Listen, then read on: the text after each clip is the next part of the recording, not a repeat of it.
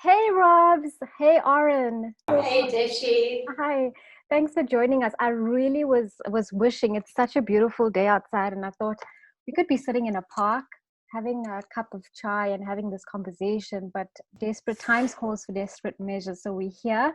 I have my glass of water and I'm still in the company with you, so I guess that works, hey? Absolutely.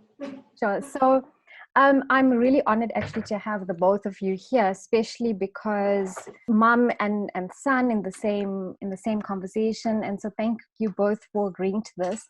Just to get some context into to Robyn, and we're going to start with Robyn. Robyn's been a consciousness coach for over 11 years. And more so, she is also part of the Trainer Academy. And she has an immense amount of expertise and experience with coaching. And I think yourself as a mom, Robs, I take my hat off to you because I know that they say that one of the most important responsibilities and most ardent responsibility is being a mom. So just with that background, I'm really curious just a little bit just to share your background and then maybe share with us a little bit of your background and then what led you to coaching. That would be quite interesting.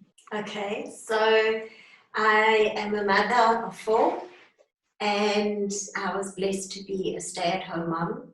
And I've always enjoyed self-development. I've always done little courses, read a lot of books. And a friend of mine said to me that she thinks I would love creative consciousness. And it wasn't anything that was in my mind. I hadn't thought of it. I definitely was not thinking of doing a 4-day course that was going to take me away from my family. However, at the same time, my oldest son was 12 and entering high school. And it was just a really, really challenging time for him because they were getting so many mixed messages, being told that they needed to stand up and take responsibility and become a man. He was entering adulthood, and at the same time, it was the first year of high school, and they were being told they're little, they know nothing. And that constant mixed message from the same people and peers, it just left them confused, frustrated, and I kept going to the school and asking them to please support these boys because they were bouncing off the walls. And the school was like, yeah, we'll do this in a month or 2 months. And I was like, no, today. They need help today.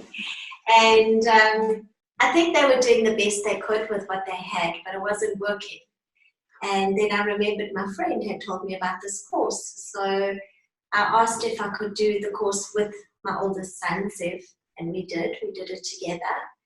And it was unbelievable. So we did the whole coaching journey together. We qualified together, actually.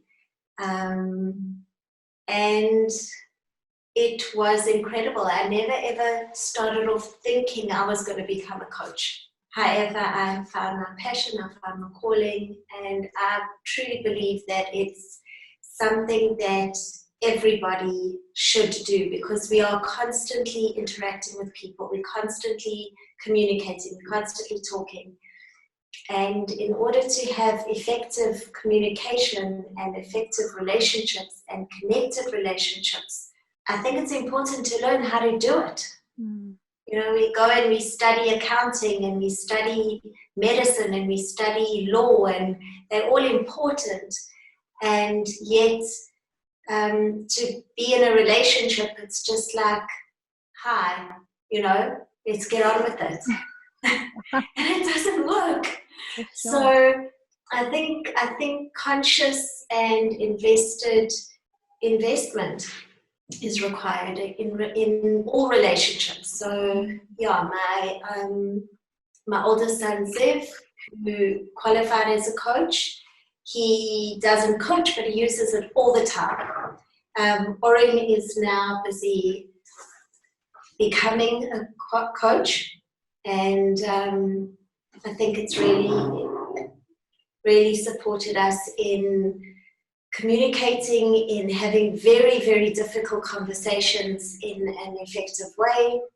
Awesome, awesome. No, Robyn, your story is so inspiring. Just not only for yourself becoming a coach, but for having the influence that all of your kids have become coaches. I think that already says enough. You know, it's not often that young people listen to their parents and take the advice, or, you know, choosing their own path. So there was this massive influence, and that's why your story is so inspiring.